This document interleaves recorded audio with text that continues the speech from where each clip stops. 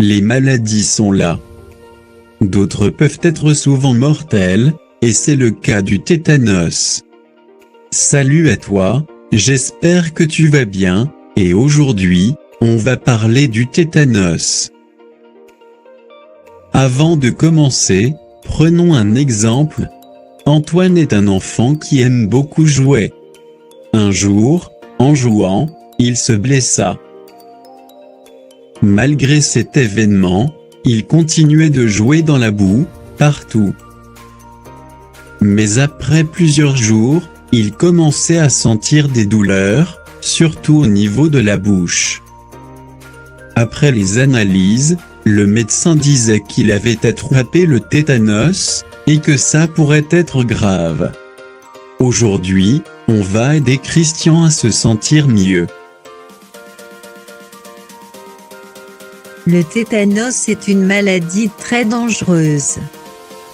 Tout court, c'est une toxi-infection. Tu peux me demander qu'est-ce qu'une toxi-infection? La toxi-infection est une intoxication due à des substances sécrétées par des micro-organismes.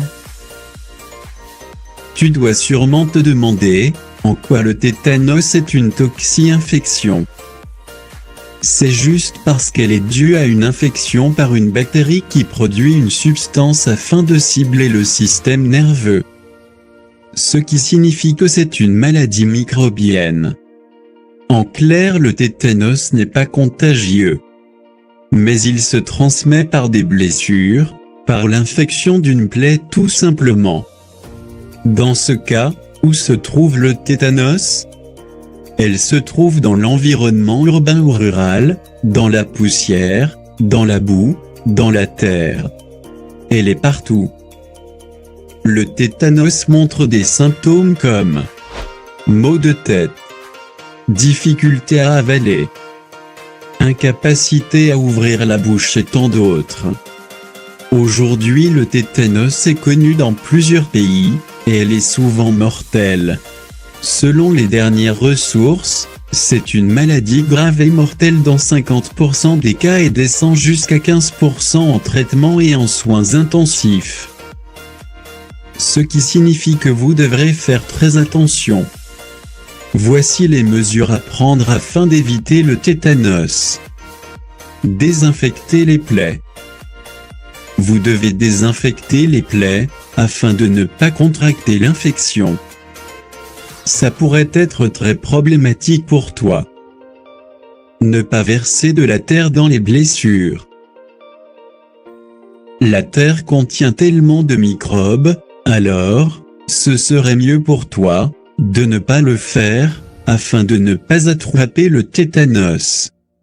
Si vous n'avez pas encore attrapé le tétanos, il est préférable de faire un vaccin. Si vous n'aimez pas la vaccination, le meilleur moyen pour vous, c'est de prendre des plantes médicinales, car elles sont naturelles et simples.